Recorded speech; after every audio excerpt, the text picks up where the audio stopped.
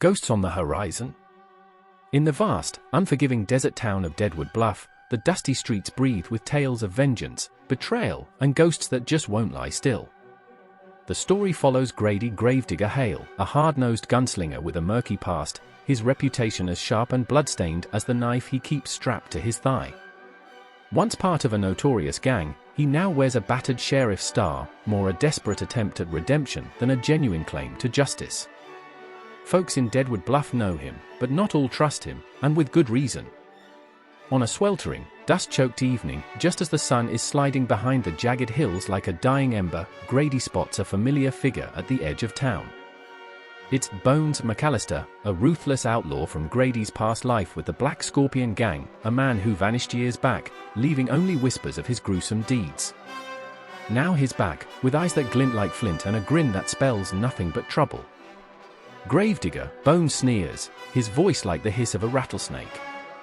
Thought I'd find you playing sheriff in a dead town like this. The words bite, but Grady stands his ground. Bones wasn't there for a reunion. He'd come to settle an old score. Bones' posse, known as the Rattlers, lurk in the shadows, ready to turn the town into a shooting gallery. Deadwood Bluff shivers with the kind of dread that sticks to the skin like sweat. Bones' Rattlers strike without warning, bullets flying like hornets.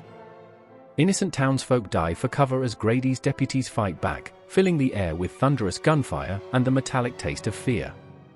Amidst the chaos, Grady catches a glimpse of Bones slipping away into the haze, and a dark suspicion starts to form. This whole attack was a ruse, a distraction hiding Bones' true purpose. The shootout subsides, leaving the town a smoking ruin and Grady's deputies barely hanging on. That night, Grady slips away to track Bones, following a trail of broken branches and scorched earth out to an abandoned silver mine, a place haunted by tales of buried treasure and the souls of miners who'd never made it out alive. In the mine's belly, Grady finds more than just Bones and his gang. He discovers piles of stolen gold, loot from robberies that Grady himself once took part in. Old memories claw their way to the surface, twisting his stomach. Bones grins as if reading his mind, taunting him about the skeletons buried in his past.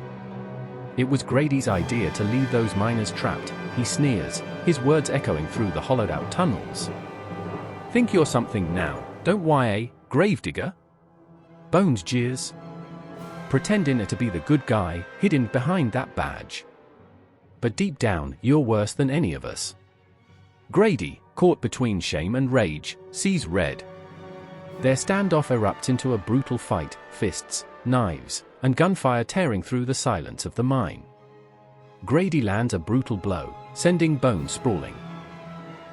Just when he thinks he's won, a gunshot cracks through the air, and Grady crumples to the ground, gasping. One of Bones' gang has fired, and the bullet tears through Grady's side. Blood spills onto the dusty earth, thick as molasses. Through sheer will, Grady fights to his feet, his fingers trembling but steady on his gun. In the heart-pounding final moments, he faces down Bones and his last few men, cornering them near a cliff at the mine's edge. With a flicker of a smirk, Bones snarls, "Go ahead and finish it, Gravedigger.